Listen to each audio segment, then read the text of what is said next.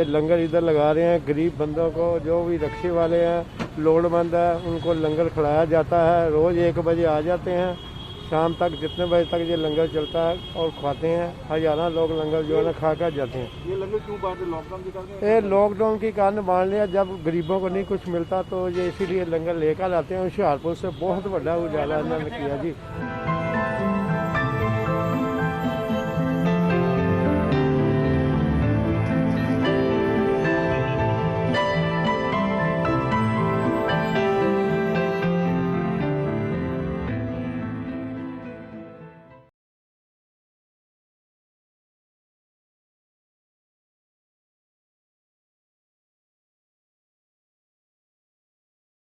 What was the hurry to launch it? Because when all the states are not ready and other, private hospitals are not on board, when they don't have the supply, there will be no situation where everybody is ready at the same moment exactly. So they will continue to come on board, and we started that program. So it will happen that some states will come on board on first, some will come on fifth, or somebody come on seventh. So it's not as if we could have waited for everybody to get ready and then to start. what is your suggestion to the people? They keep on checking, what you're saying.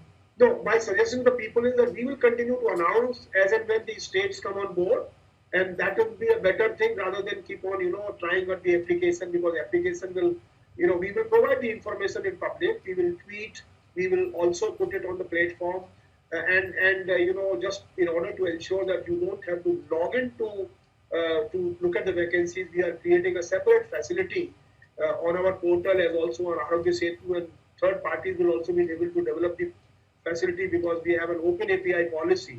Now, that being the case, people will be able to provide applications where you can look at the vacancies available. And once you see the vacancy, then and only then you log into the system and get an appointment.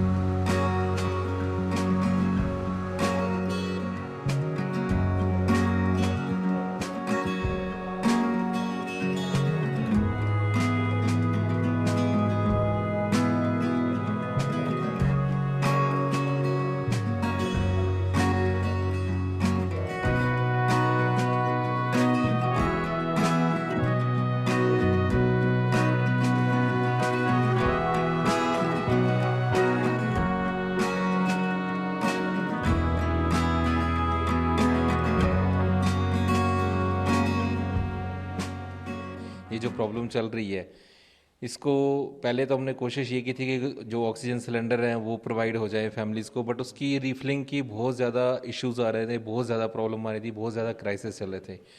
सो हमारी जो back and की team है उसने doctor से consider करके ये जो oxygen concentrator है ये हमने अरेंज कराए हैं कहीं से। इसमें सबसे बड़ी प्लस पॉइंट क्या है कि ये इलेक्ट्रॉनिक है, आप घर बैठे इससे आप ऑक्सीजन ले सकते हैं कुछ एक लेवल तक। तो इस चीज़ पे हमने वर्क करना शुरू किया, हमारी टीम ने वर्क करना शुरू किया कि इसकी सोर्सिंग कहाँ से हो सकी है, कैसे ही अपने को मिल सकते हैं ताकि हम इस चीज़ को आगे प्रोवाइड करा सकें। तो ये चीज़ सारी देख के फिर हमने ये प्रोजेक्ट लॉन्च किया ताकि जो भी पीछे पेशेंट्स हो रहे हैं जिनको प्रॉब्लम हो रही है या जो भी प्रॉब्लम आ रही है ऑक्सीजन की, उसको हम जितना हो सके अपनी तरफ से कवर करने की कोशिश करें।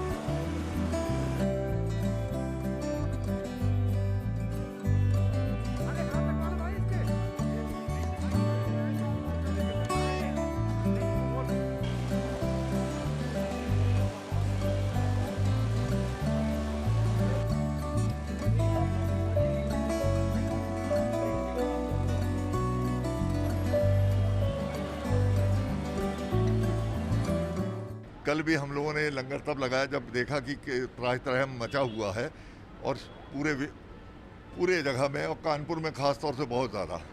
इसलिए हम गुरुद्वारा कमेटी जो श्री गुरु सिंह साहब हमारी है उसकी ओर से ये किया, हमने सिलेंडरों का बंदोबस्त किया। कल हमने 56 लोगों को राहत दी और आज अभी आप हमारे पास भर्ती है, थोड़ा लेट हो गए वॉलंटियर्स आने में क्योंकि रात को जगते रहे, सिलेंडरों में लेट मिले हमें, इसलिए हम लोग इसी कार्य में लगे हैं। किसी भी तरीके से जीवन दान हम दे सकें, यही हमारी कार्य करने की पद्धति है। हम लोग सिख समाज की ओर से इसको फ्री कर रहे हैं, कोई हम शुल्क नहीं, कोई कुछ नहीं, हर एक की मदद करना हमारा फर्ज है, वो हम कर रहे हैं। हम सभी से अनुरोध करेंगे नागरिकों से डिस्टेंस और दूरी बनाए रखें, कोरोना से हारे नहीं, हिम्मत बनाए रखें। सरकार नहीं कर रही, हम समाज सेवी संस्थाओं को भी अनुरोध करेंगे वो भी इसी प्रकार से कार्य करें ताकि जीवन हम बच सके लोगों का।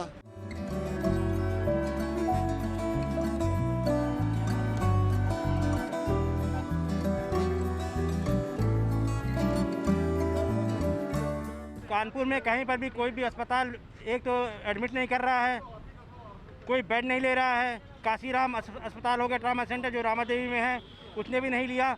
फिर मैं मेडिकल कॉलेज गया, उसने भी नहीं लिया। हाँ, अधिकारियों से बात हुआ, उन्होंने कहा कोई बेड नहीं खाली, हम आपके लिए कुछ नहीं कर सकते। जबकि मैंने उनसे कहा कि योगी जी ने कहा है कि जो हॉस्पिटल में सरकारी आएगा आप उसे वापस नहीं करेंगे, किसी भी सिचुएशन में रखेंगे, नहीं तो उनको किसी प्राइवेट हॉस्पिटल में उनको स्थानांतरित करेंगे। ठीक, उन्होंने ये कहा कि जाओ उन्हीं के पास जाओ आप।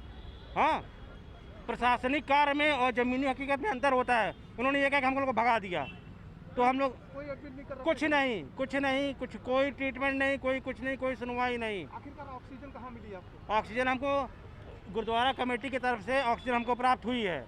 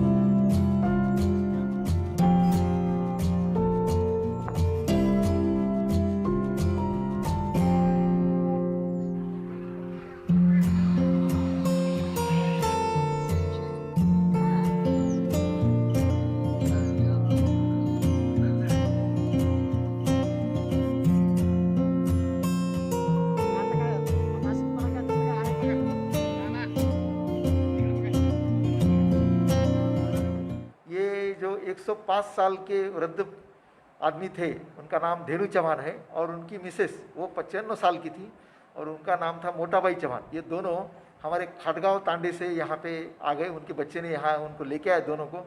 जब दोनों को शुरुआत में देखा गया तो उनको बुखार का असर था। 25 तारीख को, पिछले महीने के 25 तारीख को यहाँ उनको लाया गया और जब लाया तो उन्होंने देखा तो दोनों को बुखार चल रहा था और खांसी, सांस को तकलीफ थी और उनका सीटी स्कैन पे स्कोर 15/25 ऐसा दिख रहा था। इस परिस्थिति में ये पेशेंट का इलाज करने के लिए हमारे विलासराव देशमुख शासकीय वैद्यकीय महाविद्यालय विज्ञान संस्था के सुपर स्पेशलिटी हॉस्पिटल में उसको एडमिट किया गया। उसको समय समय पर रेमडेसिविर इंजेक्शन है, स्टीरॉइड्स है, उसके बाद में ऑक्सीजन की मात्रा है, बाकी सब इंजेक्शन देके उस दोनों पेशेंट का ख्याल हमारे इस संस्था के सभी डॉक्टर्स, जो फिजिशियंस है, एनेस्थेटिस्ट है, जो पल्मोनरी मेडिसिन के डॉक्टर है, बाकी सब डॉक्टरों ने और हमारे नर्सेस ने इतना अच्छी तरह से रखा।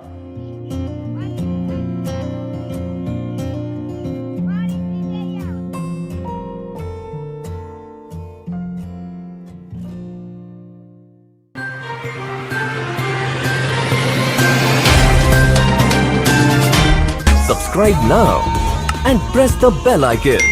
Never miss an update.